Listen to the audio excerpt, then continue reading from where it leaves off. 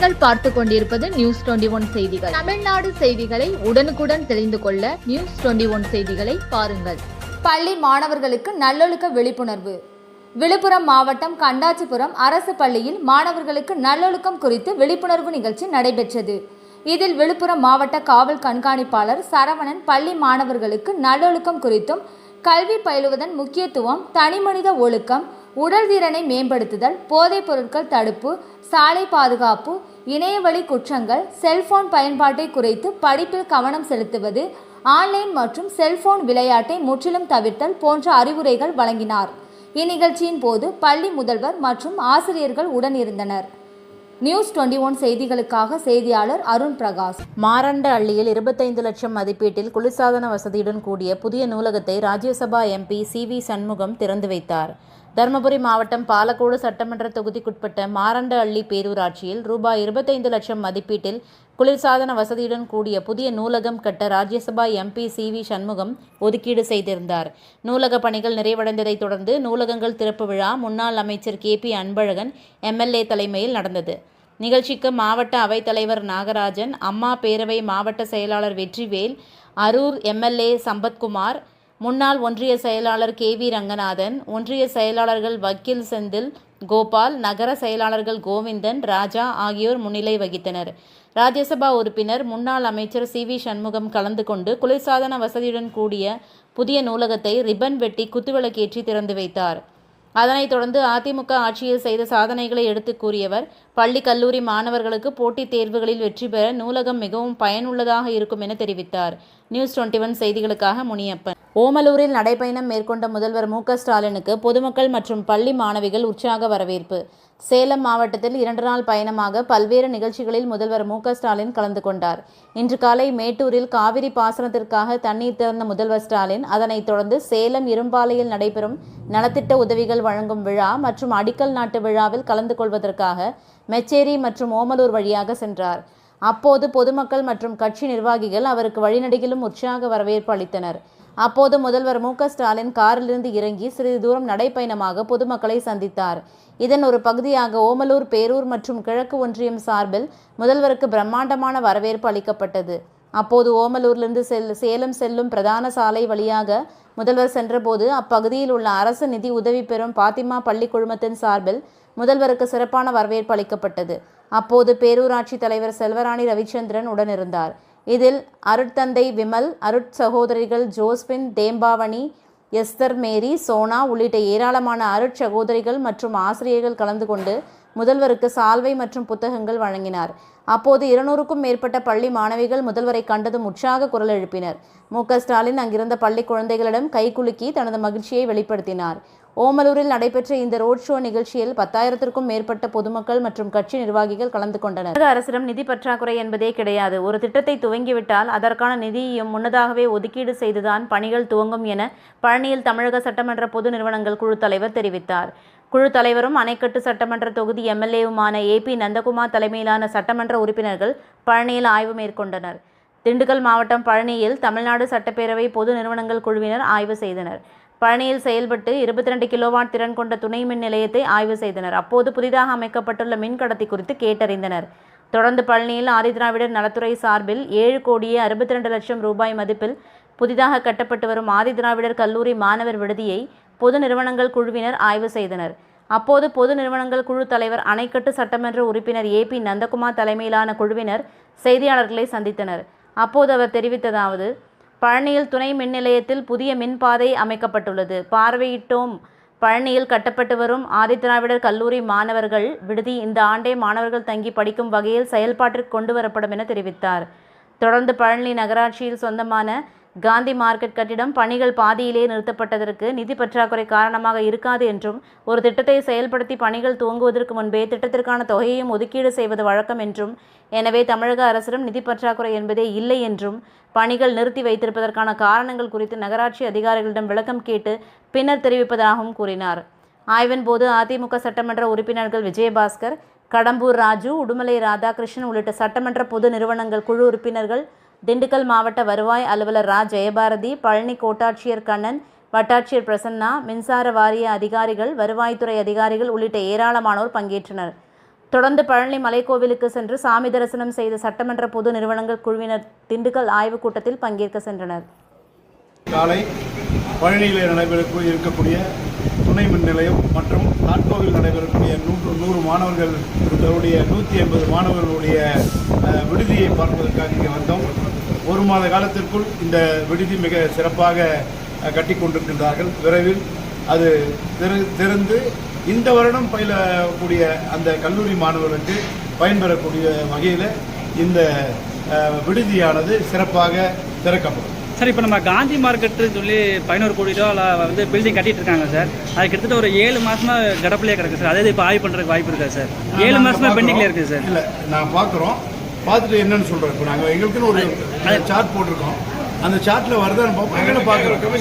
நான் கமிஷனர் கூப்பிட்டு வச்சு இந்த 3 மணிக்கு நடக்கக்கூடிய கூட்டத்தில் கேட்டுட்டு மாலை உங்கள் செய்தியாளர்கிட்ட நிதி பற்றாக்குறைனால நிப்பாட்டி வச்சிருக்காங்க. இல்லை, தமிழ்நாடு அரசு ஒன்று மட்டும் புரிஞ்சுங்க. ஒரு ப்ராஜெக்டை எடுத்து அதை டெண்டர் விட்டாங்க அப்படின்னு சொன்னால் கண்டிப்பாக நிதி பற்றாக்குறை என்பதே கிடையாது. புரிஞ்சுங்க எல்லாரும். நிதி அது வேற ஏதாவது காரணங்கள் இருக்கலாம். இல்லை சார், முழுக்க நிதி பற்றாக்குறை தான் நாங்கள் சொல்கிறோம். நாங்கள் அரசின் சார்பில் நாங்கள் சொல்கிறோம். லெட்டர் கொடுங்க சார். நிப்பாட்டி வச்சிருக்காங்களா சார்? சார் ஒரு நிமிஷம். இல்லை கிரி, 3 மணிக்கு நடைபெறக்கூடிய கூட்டரங்களை அதை குறித்து நாங்கள் விசாரித்து உங்களுக்கு நான் மாலை தகவல் சொல்கிறேன். அது தவறான தகவல். நிதி பற்றாக்குறை என்பதே அரசில் கிடையாது. ஒரு திட்டம் துவங்குவதற்கு முன் நிதி ஒதுக்கிவிட்டு தான் மாண்புமிகு தமிழ்நாடு முதலமைச்சர் அந்த திட்டத்தை தொடங்கி வைப்பார். ஆகவே உங்களுடைய கேள்வி கரெக்டு. ஏன் நிறுத்தியிருக்காங்கன்றது நான் 5 மணிக்கு உங்களுக்கு தகவல் சொல்றேன். தென்காசி மாவட்டம் அச்சன்புதூரில் அல் அமீரா மகளிர் இஸ்லாமிய கல்வியகம் துவக்க நிகழ்ச்சி நடைபெற்றது. தமிழ்நாடு தப்லீக் ஜமாத் தென்காசி மாவட்டம் அச்சன்புதூர் கிளையின் மேற்பார்வையில் நடைபெறக்கூடிய அல் அமீரா மகளிர் இஸ்லாமிய கல்வியகத்தின் துவக்க நிகழ்ச்சி நடைபெற்றது. இதில் மாணவர் அணி பொறுப்பாளர் எம் சுலைமான் தலைமை தாங்கினார். மாவட்ட நிர்வாகிகளான தலைவர் அப்துல் சலாம், துணை செயலாளர் செய்யது அலி, தொண்டரணி தாவூத் ஆகியோர் முன்னிலை வகித்தனர். இதில் சிறப்பு அழைப்பாளராக மாநில பேச்சாளர் அப்துல் நாசிர் அவர்கள் கலந்து கொண்டு சமூகத்தில் பெண்களுக்கு எதிராக நடக்கும் கொடுமைகள், பாலியல் வல்லுறவுகள் மற்றும் கலாச்சார சீர்கேடுகளை கலைத்திடவும், சமூக தீமைகளான வட்டி, வரதட்சணை மற்றும் மூட நம்பிக்கைகளுக்கு எதிராக பிரச்சாரம் செய்திடவும், இளைய தலைமுறைகளை சிறந்த முறையில் வார்த்தெடுக்கவும், பெண்களின் பங்களிப்பு மிக முக்கியமானது என்பதால் பெண்கள் அவசியம் ஒழுக்கம் சார்ந்த கல்வியையும் கற்று சிறந்த சமூகத்தை உருவாக்கிட அர்ப்பணிப்பு உணர்வுடன் பாடுபட வேண்டும் எனவும் பேசினார். இதற்கான ஏற்பாடுகளை கிளைத் தலைவர் அகமது அலி, செயலாளர் ஜே சுலைமான், துணைத் தலைவர் பெயிண்டர் அலி, துணை செயலாளர் இஸ்மாயில், மருத்துவரணி இமாம் அப்துல் மஜீத், தொண்டரணி மொபைல் மைதீன் மற்றும் மதரசா ஆசிரியைகள் செய்திருந்தனர். முடிவில் கிளை பொறுப்பாளர் முகமது மஜீத் நன்றி கூறினார். இந்நிகழ்ச்சியில் ஆண்களும் பெண்களும் திரளாக வந்து பங்கேற்றனர். பழனி முருகன் கோவிலில் 2 நாட்கள் நடைபெற்ற உண்டியல் எண்ணிக்கையில் 4.25 கோடிக்கு மேல் வருவாய் கிடைத்துள்ளது. திண்டுக்கல் மாவட்டம் பழனி அருள்மிகு தண்டாயுதபாணி சுவாமி திருக்கோயிலில் பக்தர்கள் உண்டியலில் செலுத்திய காணிக்கையை 2 நாட்கள் எண்ணும் பணி நடைபெற்றது. இதில் கோவில் இணை ஆணையர் மாரிமுத்து தலைமையில் நடைபெற்ற உண்டியல் எண்ணிக்கையில் கோவில் பணியாளர்கள், வங்கி ஊழியர்கள், கல்லூரி மாணவிகள் என ஏராளமானோர் பங்கேற்றனர். மலைக்கோவில் கார்த்திகை மண்டபத்தில் நடைபெற்ற உண்டியல் எண்ணிக்கையில் 25 நாட்களில் ரொக்கமாக 4,77,87,447 ரூபாயும், தங்கம் 1323 கிராம், வெள்ளியாக 17,671 கிராமும், வெளிநாட்டு கரன்சி 2,748 நோட்டுகளும் கிடைக்கப்பெற்றது. மேலும் பக்தர்கள் செலுத்திய தங்கம், வெள்ளியிலான வேல், சாமி சிலைகள் உள்ளிட்ட பொருட்களும் கிடைக்கப்பெற்றது. விழுப்புரம் மாவட்டம் வல்லம் ஒன்றியத்துக்குட்பட்ட 16க்கும் மேற்பட்ட கிராமங்களில் வசிக்கும் பழங்குடியினர் மக்களுக்கும் கலைஞர் கனவு இல்லம் திட்டத்தின் கீழ் வீடுகள் கட்டுவதற்கான பணி ஆணைகள் வழங்கும் நிகழ்ச்சி வல்லம் ஊராட்சி ஒன்றிய அலுவலகத்தில் நடைபெற்றது. வல்லம் ஒன்றிய பெருந்தலைவர் அமுதா ரவிக்குமார் தலைமை தாங்கினார். மயிலம் தொகுதி சட்டமன்ற உறுப்பினர் சிவகுமார் முன்னிலை வகித்தார். நிகழ்ச்சியில் விழுப்புரம் வடக்கு மாவட்ட செயலாளரும் செஞ்சி மஸ்தான் எம்எல்ஏ கலந்து கொண்டு 73 பழங்குடியின மக்களுக்கு வீடு கட்டுவதற்கான உத்தரவினை வழங்கி சிறப்புரையாற்றினார். அதைத் தொடர்ந்து செஞ்சி ஊராட்சி ஒன்றிய அலுவலகத்தில் 4ஆம் கட்டமாக கலைஞர் கனவு இல்லம் திட்ட பயனாளிகளுக்கு வீடுகள் கட்டுவதற்கான உத்தரவுகள் வழங்கும் நிகழ்ச்சி நடைபெற்றது. நிகழ்ச்சிக்கு செஞ்சி ஒன்றிய பெருந்தலைவர் விஜயகுமார் தலைமையில் நடைபெற்ற நிகழ்ச்சியில் செஞ்சி தொகுதி சட்டமன்ற உறுப்பினர் செஞ்சி மஸ்தான் கலந்து கொண்டு 23 பயனாளிகளுக்கு கலைஞர் கனவு இல்லம் வீடு கட்டுவதற்கான உத்தரவினை வழங்கினார். இதில் வட்டார வளர்ச்சி அலுவலர் நடராஜ், ராமதாஸ், ஒன்றிய செயலாளர்கள் மற்றும் கட்சி நிர்வாகிகள், துறை சார்ந்த அலுவலர்கள் கலந்து கொண்டனர். தமிழ்நாடு துணை முதலமைச்சர் உதயநிதி ஸ்டாலின் அவர்கள் சென்னை கலைவாணர் அரங்கில் நடைபெற்ற அரசு விழாவில் தமிழ்நாடு மகளிர் மேம்பாட்டு நிறுவனம் சார்பில் மகளிர் சுய உதவி குழு தினத்தை முன்னிட்டு மாநில அளவிலான மணிமேகலை விருது மற்றும் வங்கிக்கடன் இணைப்புகள் வழங்கி விழா பேருரை ஆற்றினார். அதனைத் தொடர்ந்து திண்டுக்கல் BSNA பொறியியல் கல்லூரி வளாகத்தில் நடைபெற்ற மகளிர் சுய உதவி குழு தின விழாவில் மாவட்ட ஆட்சித்தலைவர் சரவணன் அவர்கள் கலந்து கொண்டு மகளிர் சுய உதவி குழுவினருக்கு வங்கிக் கடன் இணைப்புகள் வழங்கினார். பழனி சட்டமன்ற உறுப்பினர் செந்தில்குமார் அவர்கள் முன்னிலை வகித்தார். விழாவில் மாவட்ட ஆட்சித்தலைவர் சரவணன் அவர்கள் பேசியதாவது: தமிழ்நாடு முதலமைச்சர் அவர்கள் தமிழ்நாட்டு மக்களின் நலனுக்காக பல்வேறு திட்டங்களை அறிவித்து செயல்படுத்தி வருகிறார்கள். குறிப்பாக பெண்களின் முன்னேற்றத்திற்காகவும் அவர்களின் வாழ்வாதாரத்தை மேம்படுத்துவதற்காகவும் எண்ணற்ற திட்டங்களை அறிவித்து தொடர்ந்து செயல்படுத்தி வருகிறார்கள்.